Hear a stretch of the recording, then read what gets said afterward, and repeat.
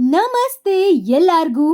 ನಾನು ನಿಮಗೆ ಈಸಿಯಾಗಿ ಚಪಾತಿ ಹೇಗೆ ಮಾಡೋದು ಅನ್ನೋದನ್ನ ಈ ವಿಡಿಯೋದಲ್ಲಿ ತಿಳಿಸ್ಕೊಡ್ತೀನಿ.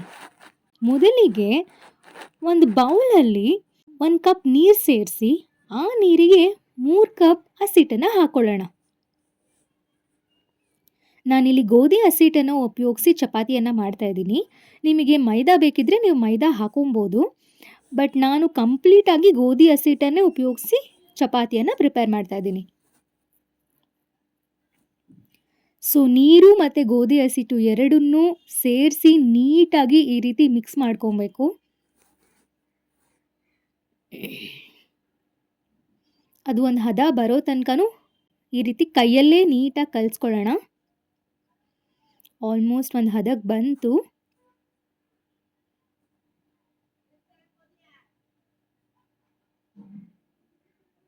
ಸೊ ನಾನಿದಕ್ಕೆ ಸ್ವಲ್ಪ ಎಣ್ಣೆಯನ್ನು ಆ್ಯಡ್ ಮಾಡ್ಕೊಳ್ತಾ ಇದ್ದೀನಿ.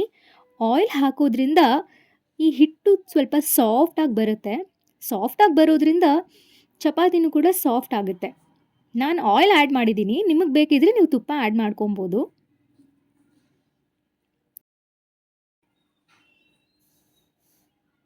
ಮತ್ತು ಚೆನ್ನಾಗಿ ಈ ರೀತಿ ಉಂಡೆ ಕಟ್ಕೊಂಡು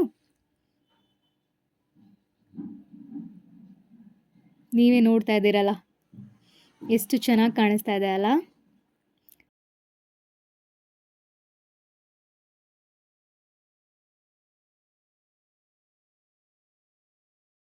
ಚಪಾತಿ ಮಾಡೋದಕ್ಕೆ ಹಿಟ್ಟು ರೆಡಿಯಾಗಿದೆ.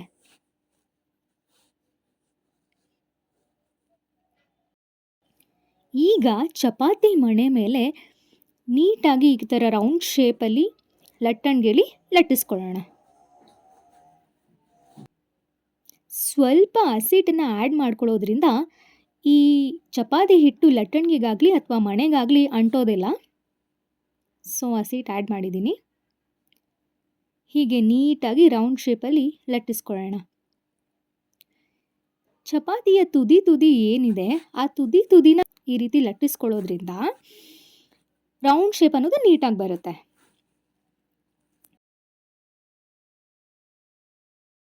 ಪ್ಯಾನ್ ಮೇಲೆ ಲಟ್ಟಿಸ್ಕೊಂಡಿದ್ದಂತಹ ಚಪಾತಿಯನ್ನು ಹಾಕ್ತಾ ಇದ್ದೀನಿ.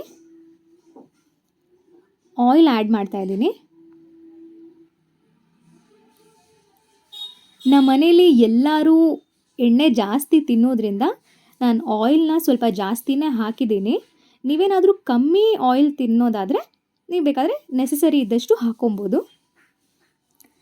ಸೊ ಆಯಿಲ್ ಹಾಕಿ ಈ ರೀತಿ ಪಲ್ಟಾಯಿಸ್ಕೊಳ್ಳೋಣ.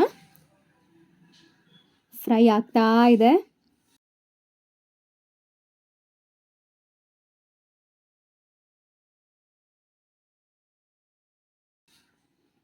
ಮೂರ್ನಾಲ್ಕು ಸಲ ನೀಟಾಗಿ ಈ ರೀತಿ ಪಲ್ಟಾಯಿಸ್ಕೊಳ್ಳೋದ್ರಿಂದ ಚಪಾತಿ ನೀಟಾಗಿ ಫ್ರೈ ಆಗುತ್ತೆ. ಬೆಂದಿದೆ ನೋಡಿ ಇವಾಗ.